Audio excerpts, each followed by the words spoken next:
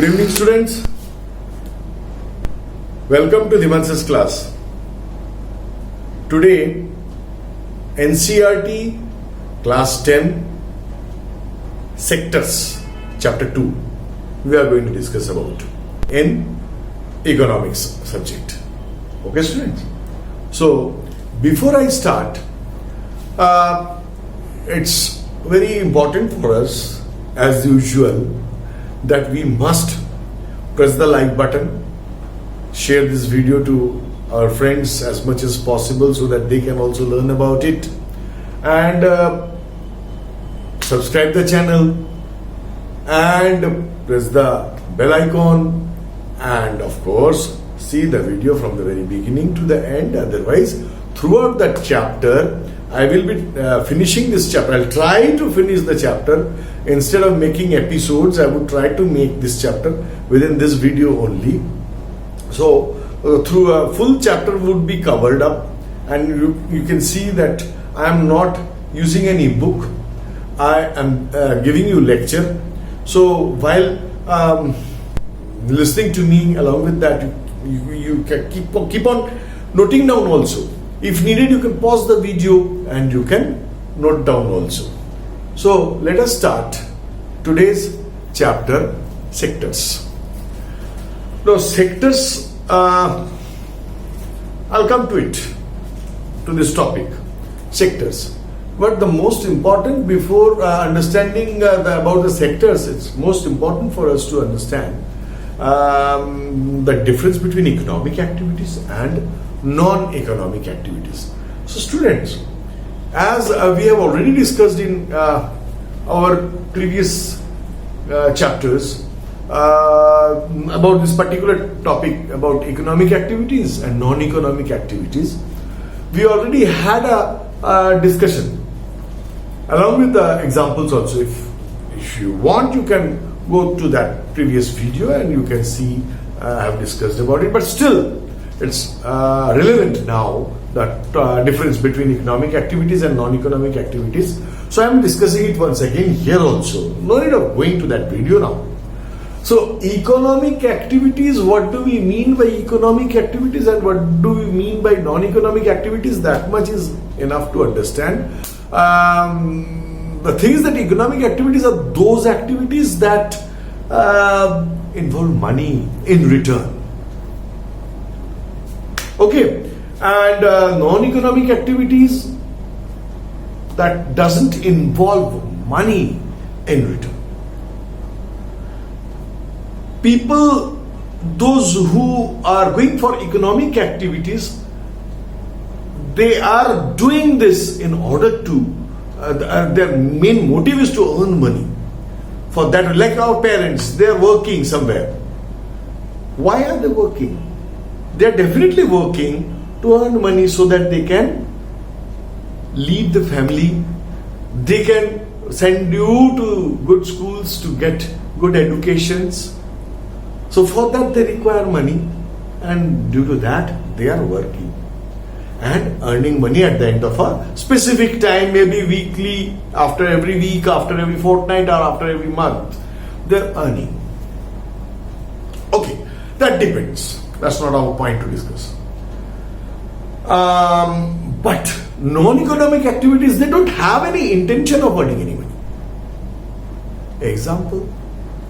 See, example, economic activities, people going to the factories, people going to the farms, people going to the offices, people going for their own other work, businesses. They're doing economic activities. Motive is to earn money, because they have need of it. And non-economic activities are done just out of love and affection. Nothing else. Suppose you donate in any temple or church or any missionary or anywhere. Are you having the expectation of getting it back in return, something from there? Obviously not. Your mother is cooking food for you every day. Are you paying money for that to your mother every day after every meal? So these activities we are doing or people are doing out of their love and affection towards God, towards family, etc. So such activities are therefore differentiated as economic activities and non-economic activities. Now the question arises, sir, once you have already discussed about this economic activities and non-economic activities in previous video, why again here you are discussing? Yes, good question. Why I am repeating this? Because it is very much relevant here. Because if a person is going for economic activities, means he is involved in the economic activities, means he is employed. He is having employment. And the person who has no intention is obviously unemployed. So therefore, what is unemployment? Actually, unemployment means if we keep economic activities in our mind and still unemployment is there, means unemployment means a person who is capable to do work, who is having the intention to do work, but still does not get any work according to the wage rate going on into the market, then the person is said to be unemployed. This unemployment may be of three types. One is open unemployment, and two, disguised unemployment, three, seasonal unemployment. Though there are various other types of unemployments, this you will come to know if you take economics in your higher studies, but in our class at present we have these three types of unemployment. Now, open unemployment means it's clearly visible the person is unemployed. Suppose the factory was going on, a person was working there and suddenly there's a closure of the factory and the person loses his job. Such unemployments are called as open unemployment. Now comes disguised unemployment. Due to over employment or over working by exceeding the number of employees, an unemployment arises. Such unemployments are called as disguised unemployment. Let me be more specific. Suppose I deserve rupees 100 per month to earn, but I'm working somewhere, but I am earning only rupees 70 per month. So I am not getting what I deserve. Every day I am going for work and coming back. People are seeing that yes, he is going to work, he is coming back, means he is employed. But my unemployment actually is hidden behind my employment. That is why it is called as disguised unemployment. My unemployment is hidden behind my employment. That means I was supposed to earn rupees 100 per month. The same work which I am doing, somebody else is doing, whom I know. In front of me, he is earning rupees 100, but I am earning only rupees 70. So I am called as a person of disguised unemployment. My unemployment is hidden behind my employment because people know that I am employed, but I don't earn that much which I should, or which the work I am doing should pay me. So disguised unemployment. Hidden. The unemployment is hidden behind my employment. So it's not open unemployment.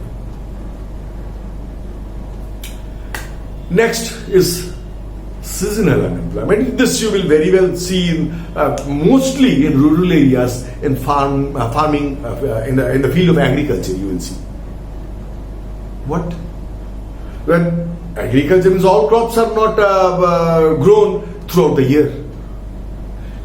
Crops are seasonal. The farmer growing paddy, they will grow it in the specific season.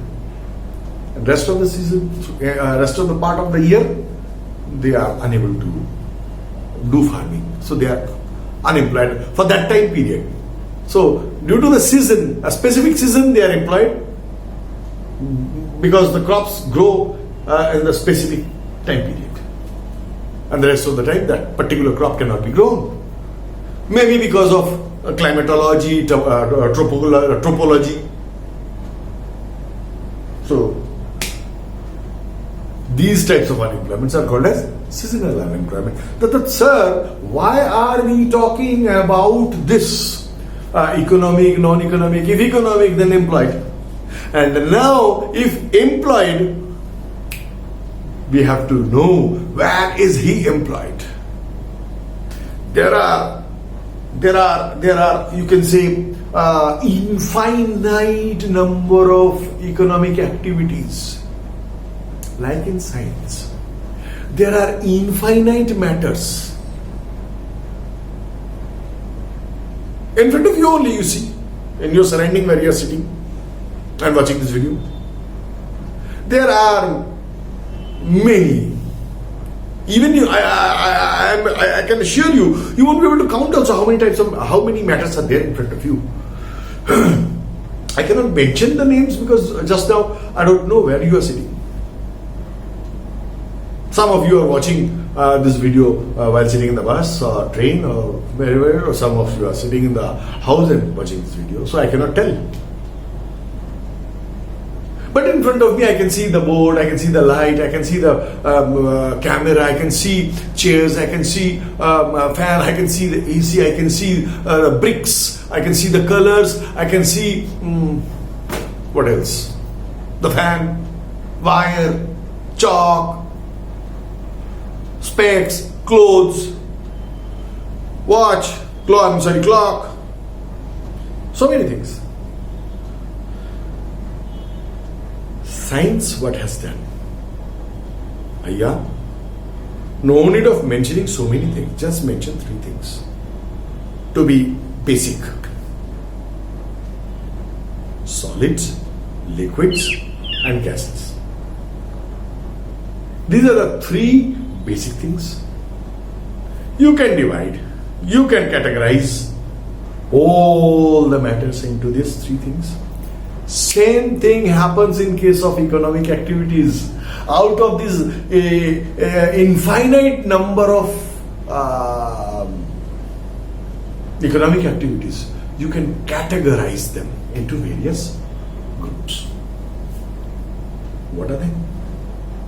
They can be divided in 4 groups. 1, on the basis of production. On the basis of production. 2, on the basis of ownership.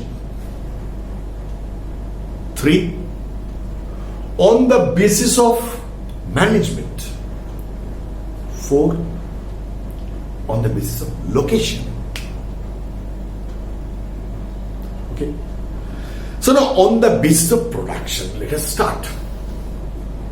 See, before I started this video, initially I told you, in the beginning only I told you, I would be telling, whatever I will be telling, it will be informative based on your syllabus in the book. And I am not giving any notes. I don't believe in giving notes, my dear students. I am just discussing throughout this. From this discussion only, you can take out your notes, you can write it down. If you need it, pause the video and write down. So on the basis of production, we can again subdivide the economic activities into 3 sectors. These are the sectors. What are they? Number 1, primary sector. Number 2, secondary sector. Number 3, tertiary sector. Now, my question is, students, what are these? These sectors also have to be understood. The other name of primary sector, when I will tell, I am sure nearly 80% of the concept will become clear the moment I will mention the second name of all these sectors. So, primary sector, the other name. You will not write the other name, you will write the main name. Primary sector is the agricultural sector. Now, I think you can understand what do we mean by primary sectors. Means in primary sector, whatever the production arises out of the nature directly, those productions are called as primary sectors. Even mining comes under primary sector. Sir, koila nikala. Who is giving us koila? Who is giving us petroleum? Who is giving us minerals? The nature is giving us. So directly from the nature we are getting. Farming, agriculture, growing crops comes under primary sector. Okay? Next. Secondary sector. Means all those products. See what we were talking about. We are talking about on the basis of production. We are dividing the economy in different sectors. On the basis of production. So what we are producing? Oh, crops. Then primary sector. Then second category is secondary sector. The other name of secondary sector is industrial sector. Second category is industrial sector. Now, the concept is clear to you. Means, whatever the product we are talking about is produced in the factories, industries, comes under industrial sector. Clear? Next comes tertiary sector, the third one. Tertiary sector means the service sector. And in service sector comes transportation, provides service to us. Provides the service while taking the goods from one place to another. Insurance, banking. So, the other name of tertiary sector is service sector. What am I doing now? I am producing the service. I am having the knowledge in me and I am generating in front of you. So that you, means these were all the knowledge is preoccupied into my brain. And I am just taking it out and giving it to you.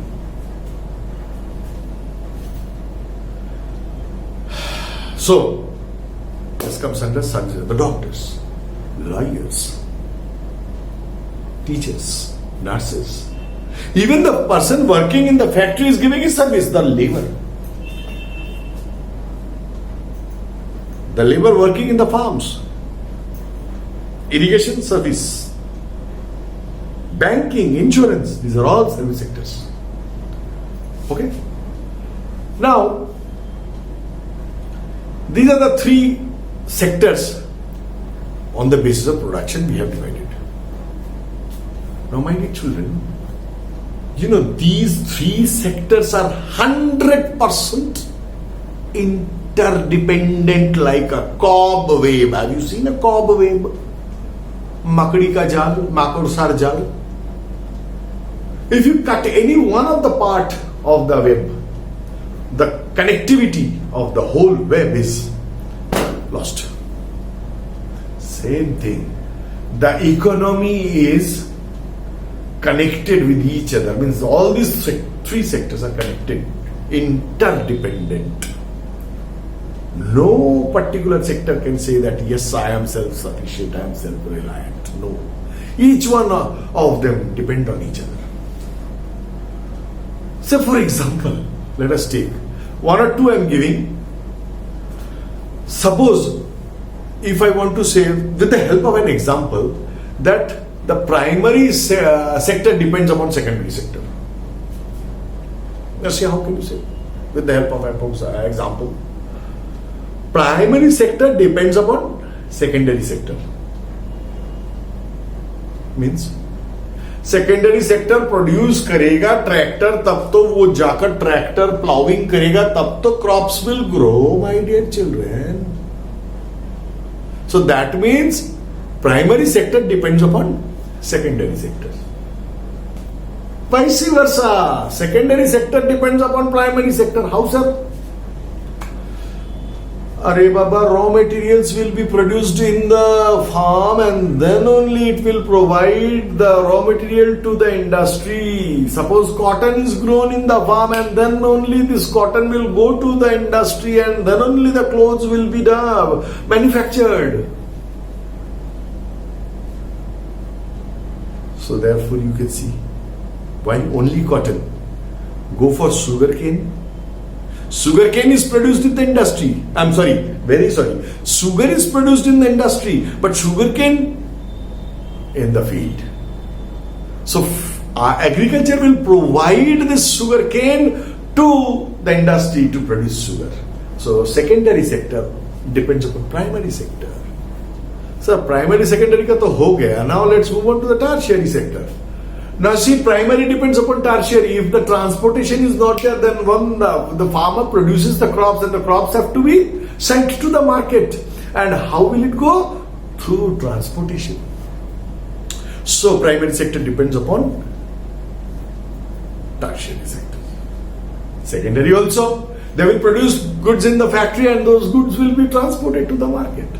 Banks are there to provide service with the loans, with the money, with other functions of the banks, facilitative functions, insurance, the laborers. These are all tertiary sector or the service sector that are helping secondary sector and primary sector. Now come back. Tertiary sector depends upon primary sector. अरे भैया petrol अगर निकलेगा primary sector से तो निकलेगा, because petrol is produced directly from the nature. Coal नहीं रहेगा तो how will the thermal power will grow, isn't it? So that is the thing. Secondary sector, tertiary sector depends upon primary sector. Secondary sector depends upon secondary. This camera, I am giving you the knowledge. Without the help of this camera, I won't be able to reach you. So camera is produced in the factory. Secondary sector, and I am depending upon the secondary sector. Tertiary sector depends upon secondary sector. So these are the examples, my dear students. And that's because my camera has got limitation. So wait, I'll go for the next part. I'll have to switch it off. Then I'll come back. Okay, students. Now we have understood the interdependence of the different sectors, primary sector, secondary sector, and tertiary sector on the basis of production. Now, importance. If we go pre-independence or just post-independence, as because we know that India is an agro-based country, primary sector was given more importance. Why? Because since it is rather still now agro-based country, so naturally major part of the population of India used to depend upon agriculture in order to earn money from the point of employment. So primary sector was the major employer. So primary sector used to get most importance. Now various 5-year plans, various governments came and go, and every government had the importance in mind, means the importance of agricultural sector, primary sector. But slowly we started understanding the importance of secondary sector also, because if we have now started realizing slowly that if we want to develop our country, then we have to give more importance to secondary sector also. But nowadays you will find that primary sector is growing, secondary sector is also growing, but the tertiary sector has suddenly got a boost. Why? Because our society nowadays are becoming more complex. See, did you even imagine that due to this COVID-19, when everything is closed due to lockdown throughout the world, at least in India, could we even imagine that we, the teachers, will be here in this side of the camera and you will be on the other side of the camera, and still the education is going on? The reading and learning process, teaching learning process is continuously going on. At least we did not even dream about. Why? We are able because of this internet, information technology. Similarly, there are various other facilities we are given. Initially, our grandpas and grandmoms used to go to the market with a thaila in the hand and pocket mein money lekar they used to go to the market. Now what your mother and father and sometimes you people are doing, just taking the mobile in your hand, TikTok you are doing, and the product is available at the food doorstep of your house. And you are paying. Sometimes you are not even paying the money physically cash. Online payment. So naturally, these securities are also rising, these facilities are coming, so naturally thefts are also going, cyber crimes are increasing. So for protection we require securities. We are becoming, our physical effort is reducing, and if physical efforts are reducing, definitely we are becoming sick. So doctors and health facilities and nurses and medicines, so many things are arising. So my dear students, what happens now? Tertiary sector is now getting more importance. So presently tertiary sector is coming up with a high boost. Okay, so this was the part of the different sectors on the basis of production. So now on the basis of ownership,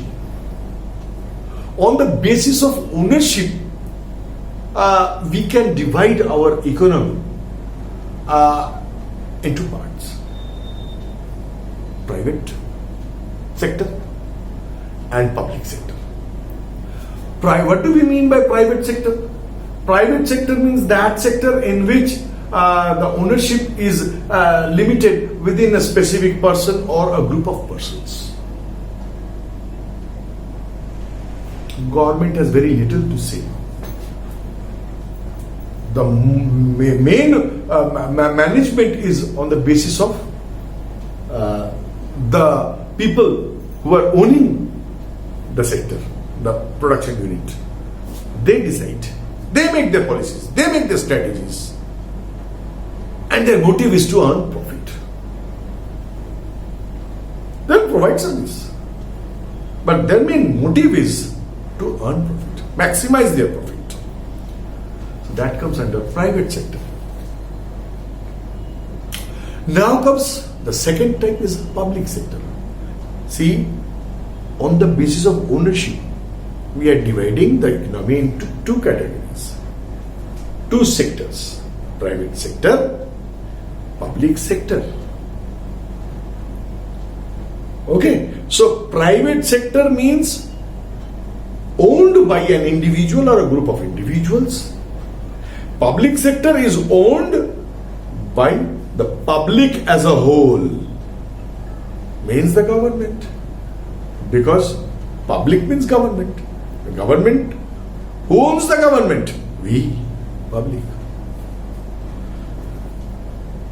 Means, in case of private sector, more than 51% shares are held by an individual or a group of individuals.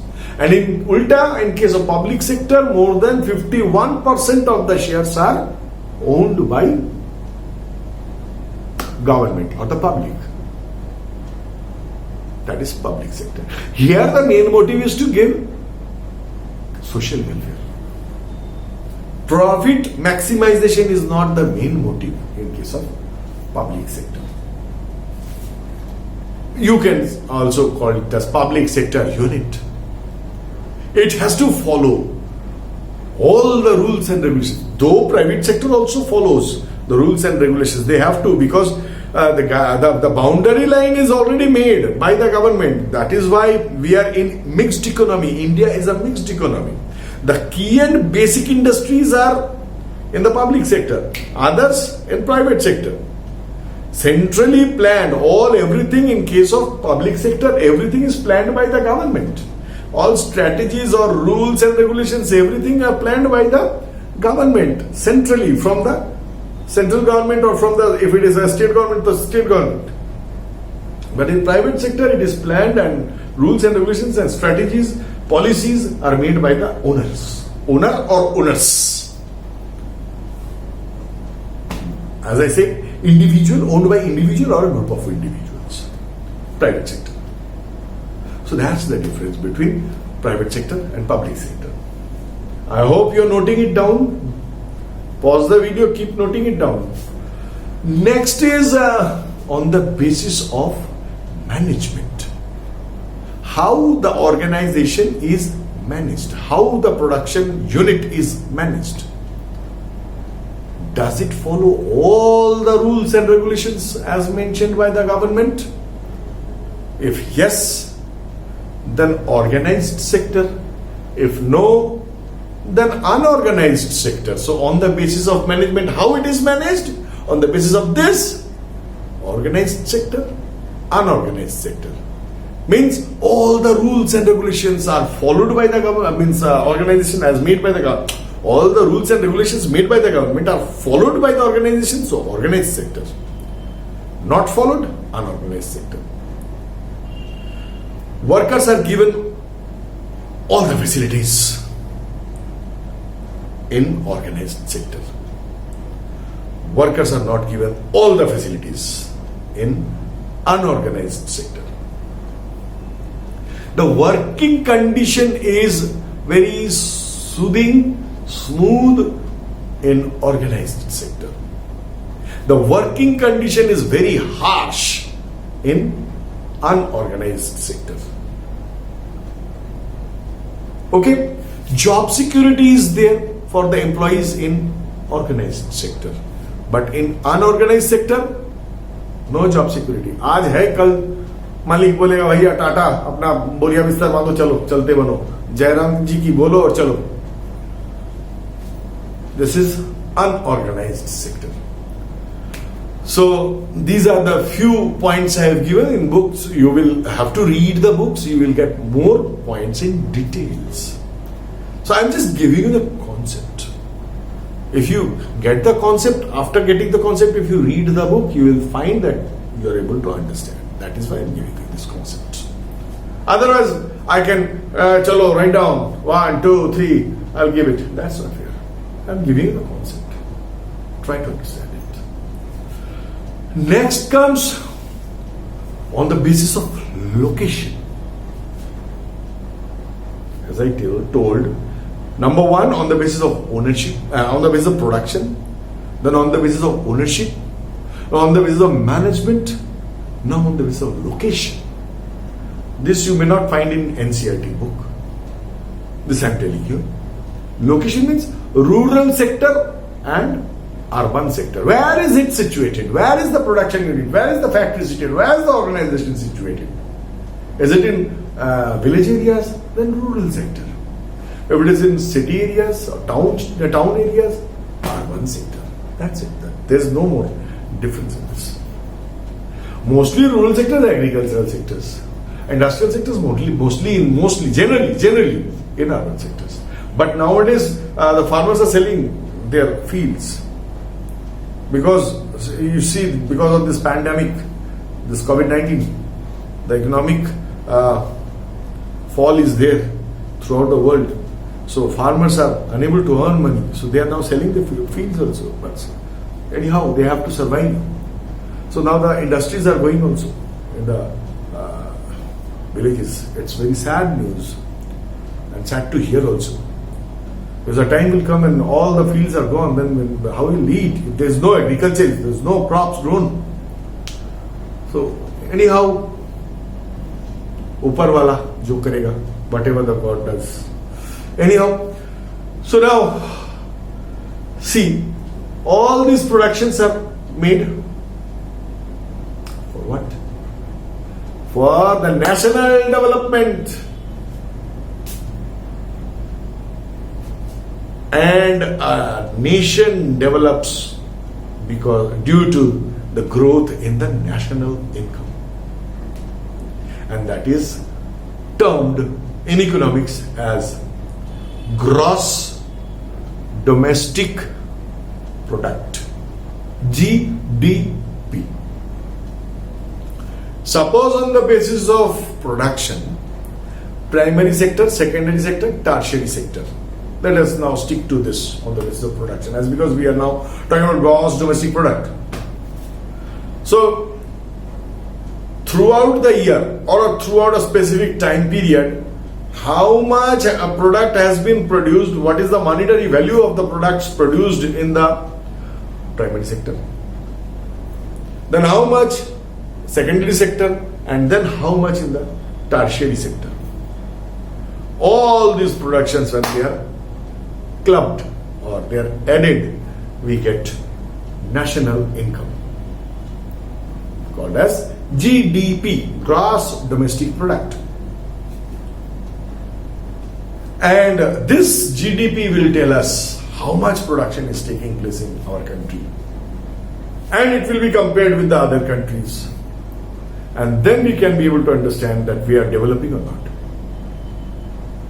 Though there are various other calculations in case of this national income, and you'll come to class 11 and 12, there only you will be able to understand the meaning of national income. There are GDP, GNP, NNP, NDP, there are various other things that we are not discussing now. These are not in our syllabus now.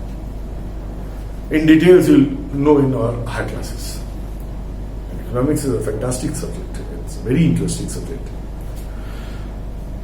Like mathematics, of course. So, the thing is that why I smiled, just now, because most of you are cursing me just now. Sir, mathematics, economics is as interesting as mathematics, but I don't like mathematics, but I like economics. So what? Mathematics also is a fantastic subject. Without the concept of mathematics, you cannot take economics, because there are various numerical sums to be done in economics. Even trigonometries are also used. Calculus is also used in economics. Anyways, come down. Let's move on to sectors, class. Okay, now the thing is that GDP. Here, while calculating the gross domestic product, one problem arises. That is, sir, suppose wheat has been produced and that wheat has been sent to the biscuit factories. Now, wheat ka paisa you have added in the national income, in GDP, and the biscuit production also you have added from the secondary sector in the national program, in the GDP. Now see, while producing the wheat, you have added the biscuit, you have added the cost of wheat again. So, problem of double counting arises. So here, one thing we have to be very cautious about. That is, we will add up only the monetary value of the final goods from all these three sectors. Primary sector, if it is final goods, then add to the GDP. Secondary sector, final goods, add to the GDP. Even tertiary sector also, the service adding. Okay.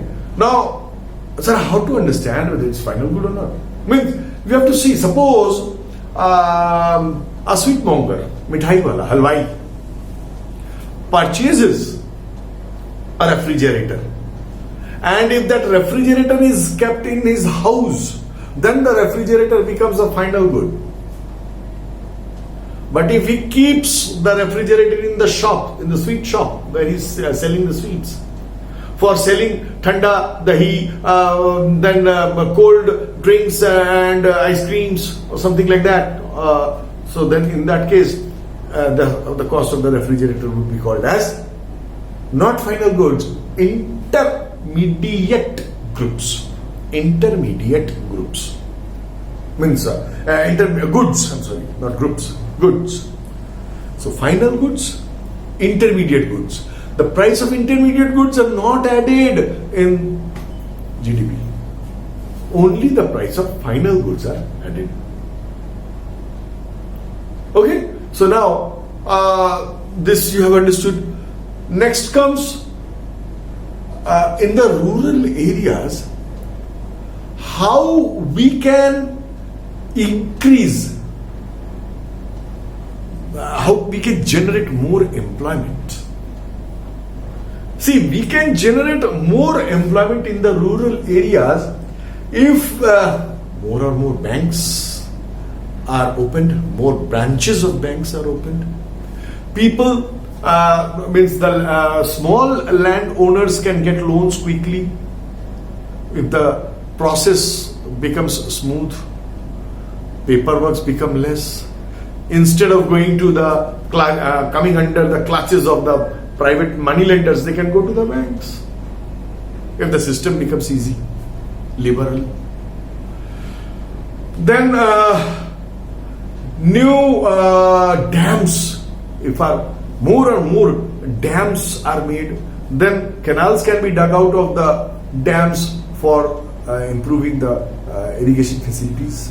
The crops can grow well, because still we know the farmers in our country depend upon rainfall for irrigation. Then comes transportation and storage facilities have to be improved. More and more transportation facilities have to be brought down, and more storage facilities, cold storage and various other types of storages where where the farmers can keep the products safely for a longer period of time. They can store it. Next is more schools in the villages and all around has to be opened. So if education system is improved, definitely people will learn more. They will be getting proper trainings. They will be able to get more employment. More employment can be generated. Opportunity of employment will improve. The wastage will reduce. If an educated person, a trained person does the work, untrained person will not be able to do the work. Time will be saved. Resources will be saved. Wastage of resources will be reduced if more and more trained people are coming. Skilled workers are coming. The trained worker is a skilled worker.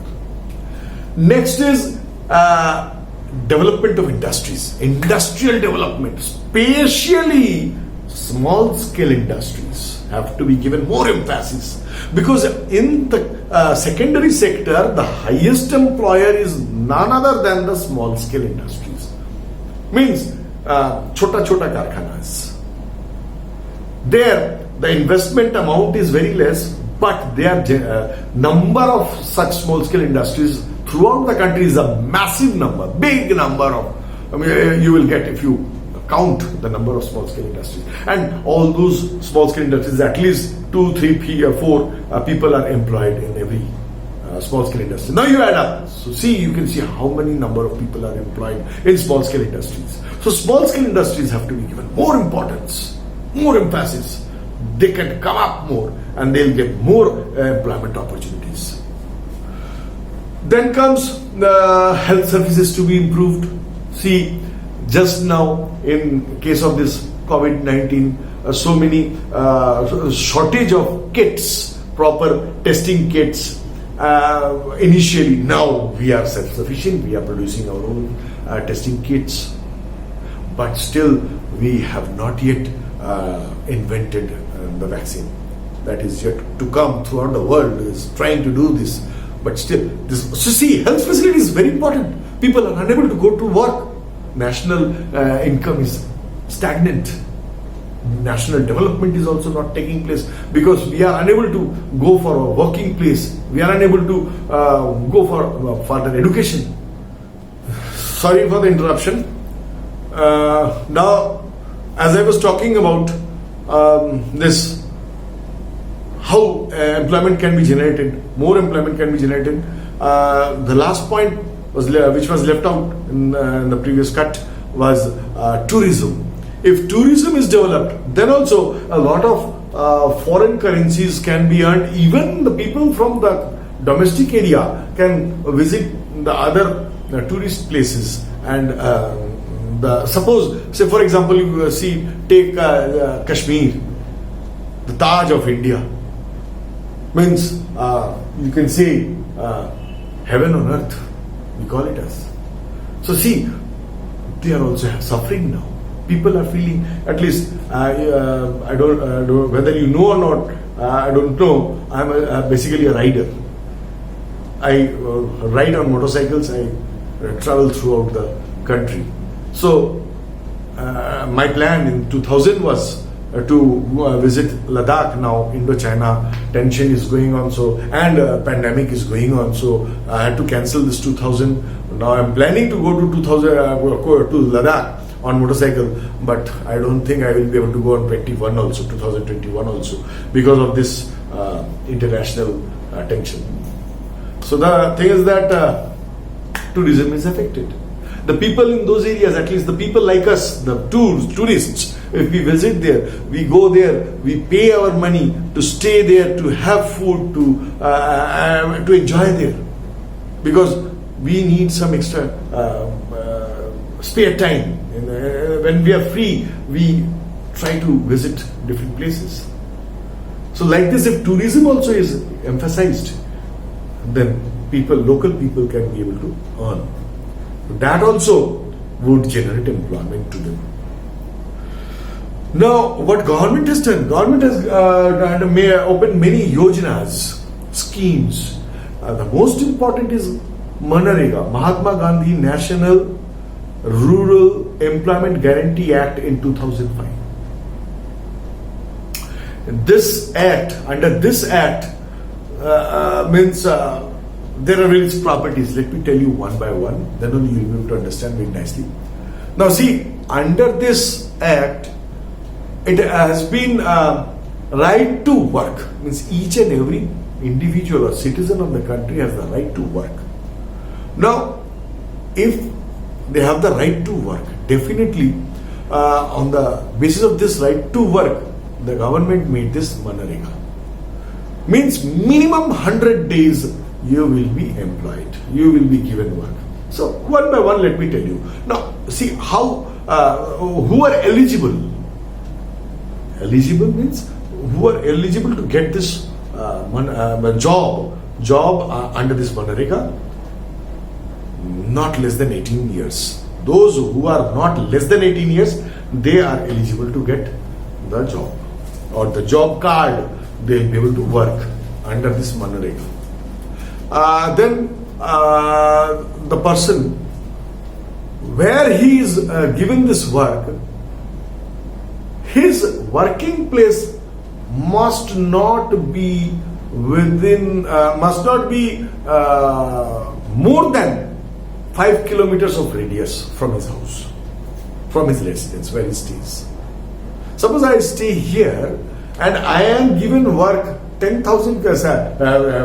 kilometers away from my house, that is not allowed.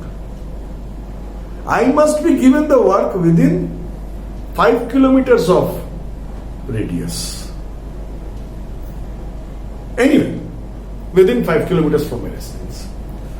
Next is, I must not be paid less than 60 rupees per day. The rate may vary.